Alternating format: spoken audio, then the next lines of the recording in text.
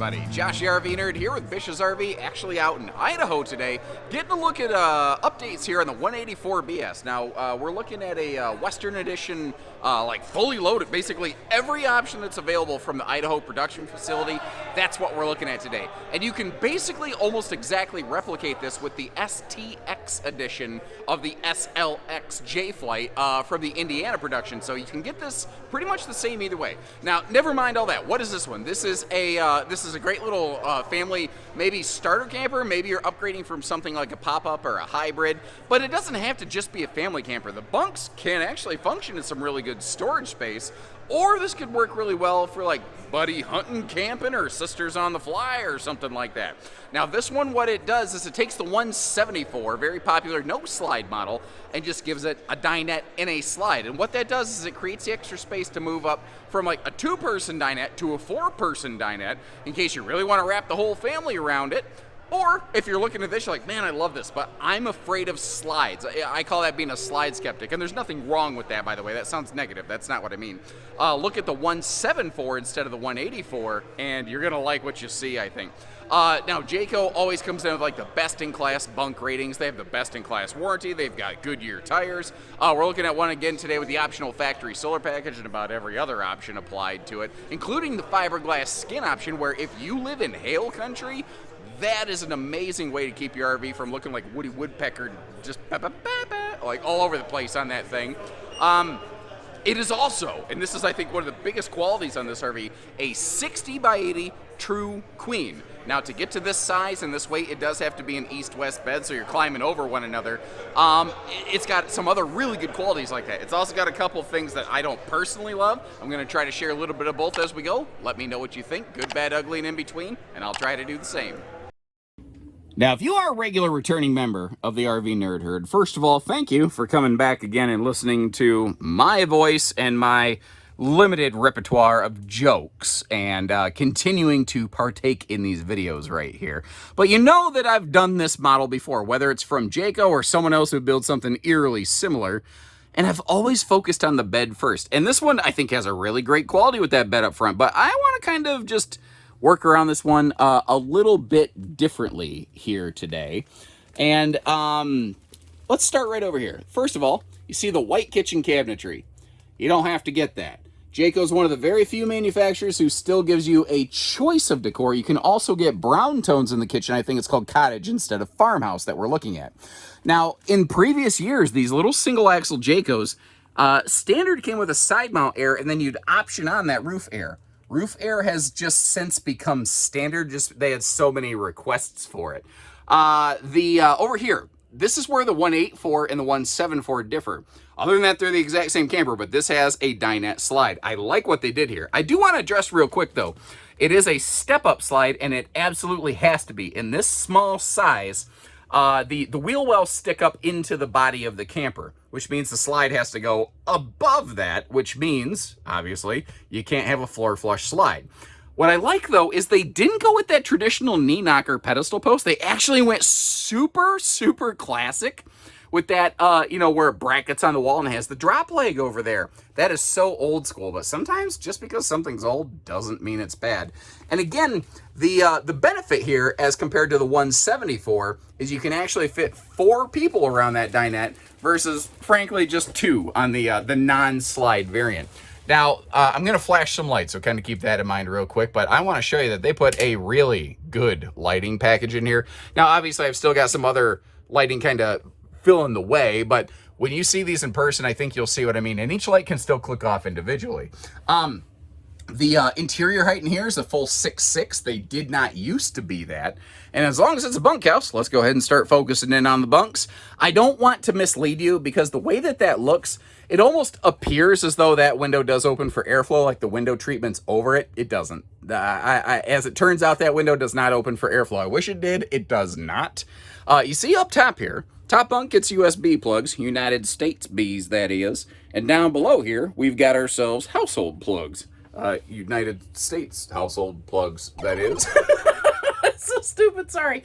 But you've got a best-in-class 300-pound bunk rating on these with what I like to call double-thick mattresses. When you go RV shopping, because I don't think you can totally shop an RV just online. Even my videos, there's still stuff you need to see. Check these out. These are twice as thick as what you find from most manufacturers, and they're rated for more weight. That's just how Jayco do. Now, I told you they give you a choice of decors. They also give you a choice of refrigerators. I'm out west in Idaho recording right now, and a gas electric two-way fridge is king out here. A lot of people like to boondock, dry camp, primitive camp, whatever phrase. I haven't heard the phrase primitive camping in a long time, which is kind of what everybody used to call it when I first cut my teeth in this business. But 12-volt DC compressor fridge is available. It'd be an 8 cubic foot variety. Now, your stereo system is up here, and your TV hookups are down below that on this wall across from the dinette, which I don't know that that's really a great location for them, but I don't know that this floor plan really has a great location for a TV. I don't know that I really care, though, that it doesn't have a great location for the TV, because this is not the kind of camper that I'm buying so I can go sit in the camper and watch TV. I'm buying this to give my family a place to sleep, a place to sit and eat, maybe use the bathroom. And other than that, I want to be outside. That's how I see this one. That doesn't mean that that's how everyone has to see it. As long as we're staring at stuff, let's take a look at the kitchen storage galorage around here. One big hang-up that I have with this one personally, it has absolutely zero drawers. There's room for them, but I think it probably doesn't for cost reasons, because this is an ultra price sensitive category in the RV industry. That's just a theory that I have. I don't know that that's exactly the case. Now, pivoting around a little bit here, you might notice there's a little drawer down below there as well. We're going to get to that in just a second. I do want to mention how all the windows are UV tinted, which I think is really nice. It keeps a lot of that extra heat from the sunshine out. It also keeps nosy neighbors from getting all up in your business. Oops, I'm sorry. If the camera lurched, I'm running into the refrigerator behind me here.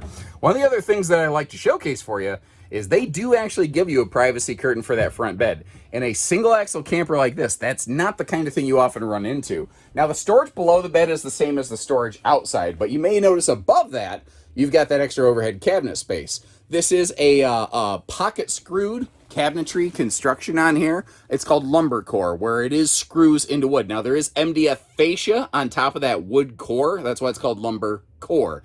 So there's particle board stapled cabinetry. There's lumber core we just talked about. There's an all wood with a sticker wrap, and then there's a hardwood. So this is number 2 of that list I just read out there. And I kind of rank those from, like bottom to top, essentially.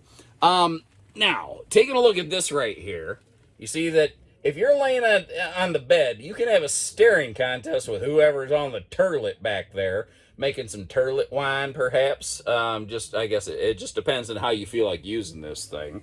By the way, in case you're kind of curious, I've been getting a lot of requests on this. We can do like a dry flush composting toilet conversion on this. I have no clue what that costs. I'll leave that to my parts and service specialist, but in case you're curious, that's something that we can do. Toilet space around this is great. My balding hairline, less so, but that's what Mother Nature gave me, and I ain't going to Bosley. You know what? You get what you get, and I don't throw a fit about it. And they go with the tub here. You could say because it's a bunk model, but frankly, I think the tub is there to keep the shower curtain in place. Now, thankfully, this is a 6.5 foot ceiling height, because once you step up above the shower plumbing, my head's got to be all up in that skylight. But the fact is, I can make it fit, so hey, not too bad. This is one thing that these single axle Jaycos have always done, and it has always boggled my mind, though. They have a vent, but they do not have a vent fan. Could we apply one? Sure. The Hengs Vortex fans, that would be my recommendation. HENGS. Those things, if you want one of those big high velocity airflow fans, they are pound for pound the best way to accomplish that. Now, overall, I think we've pretty much checked all the boxes in here. One last thing, I want to show you how this one, allows you to get through things with the slide closed in road mode. And even with the slide, like the 174 version of this, the no slide that I've talked about, no question, with no slide, you can easily walk through the thing at a travel stop. But even with the slide, even with that bigger, deeper dinette, you still have plenty of room to be able to walk through here. Now, I don't recommend you actively use the slide and occupy it while it is retracted. You can put cargo in the seats. It's made for that. But you shouldn't really be sitting and getting in and out of it and loading like extra, heavy cargo on top of the slide in it while you're going down the road. A little pro tip there.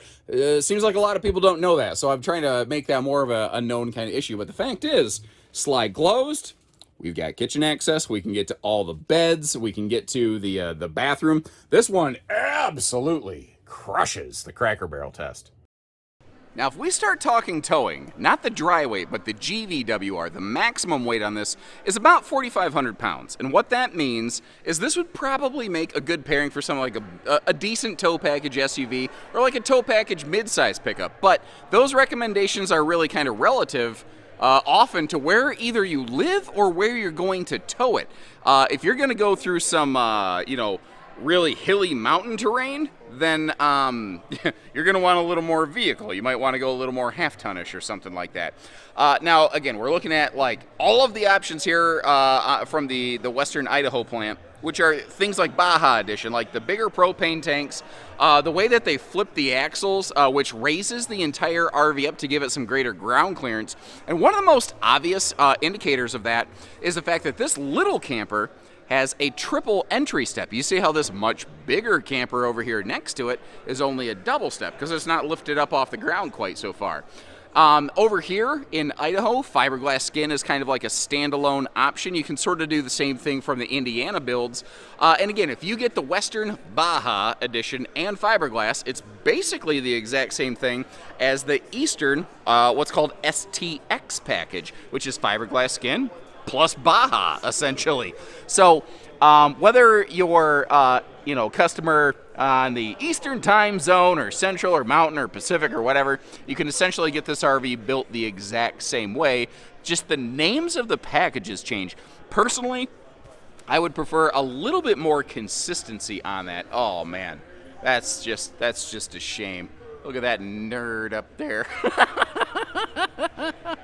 Now, you'll have Goodyear tires on this no matter what.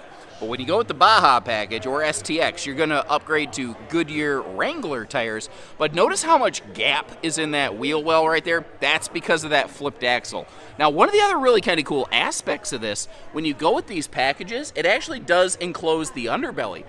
And I mean, there are very few single axle stick and tin campers. Even though this is fiberglass skin, it's still a stick built structure. And by default, this is a tin skin. There are very few campers in this class that have an enclosed belly. I think Salem Wildwood FSX division is one of the only other ones that does it. Now, a couple other cool little details here for you and some towing safety features. In addition to those Goodyear tires, what you'll notice here is that this is prepped and ready not just for a backup camera, but a full observation suite, like turn signal side view cameras. And you can get those. I really recommend the biggest display you can get because the bigger it is, the more easily you can see it, and the less time you spend thinking about it because you're driving. And when you're going fast, you don't want to spend time thinking. You want to spend time driving. But in addition to that, it also has what they call J Smart Lighting, which is like a turn signal and reverse lighting package. So let's say you flip on your right-hand turn signal. You're over here in the passenger side of the RV. All of the lights on this side of the RV, in addition to that tail light, will all blink with your turn signal. That's not normal on campers. Normally, only your tail light blinks. But that's how like semis and buses and everything are. Why not your travel trailer? And what I love about this, Jayco's like really focused on like being as safe as possible while towing and going from their very smallest, most basic offering has all those same tow safety features. The better tires, the signal lighting, when you shift into reverse, there's extra elements in the taillights that light up. And a quick little note for you, if you do have a side view camera, usually those feed off the lights. So if the light's blinking, wouldn't the camera blink in and out? Wouldn't that be stupid? And the answer is yeah, that would be stupid.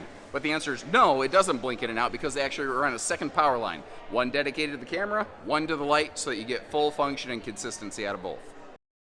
And unfortunately, due to how all this is parked, I can't exactly get you a great look at the driver's side of this, nor am I really able to get you up to the roof. This does have a walkable roof, It simply lacks any sort of ladder capacity. A lot of times people ask the question, okay, well, can your dealership add one? And no, not really. They really don't add anything into the wall saying you can install a ladder here. You know, I dislike that. But whether I like it or not has no bearing on the fact of whether it's true or not, and I want you to get the real deal of Vander Holyfield on this. You know, the power awning, they may have extended that back a little further. That wouldn't have broken my heart, but this is a very price-sensitive product. Uh-oh, we got a special guest. He's trying not to be on camera because he is currently wanted by the FBI. He's incognitus at this time. What else was I going to tell you? That got me distracted over here. Oh, yeah!